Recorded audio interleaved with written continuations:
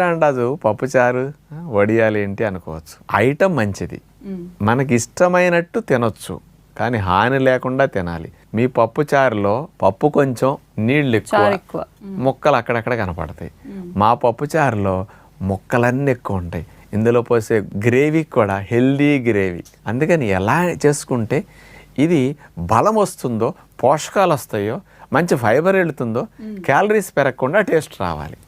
మరి ఇన్నిటిని దృష్టిలో పెట్టుకుంటే ఆరోగ్యకరమైన వంట పప్పుచారు తప్పెందుకు అవుతుంది? దానికి కాంబినేషన్ నూనె లేకుండా కాల్చిన వడియాలు. మన పద్ధతిలో కూడా నూనె లేకుండా చక్కగా చేసుకోవచ్చు. అలాంటి కాంబినేషన్ ఇస్తే అసలు చెప్తుంటే ఇప్పుడు నాకే ఆకలేస్తున్నది, అంత బాగున్నట్టు అనిపిస్తుంది. ఎందుకంటే అది అద్భుతమైన రుచి.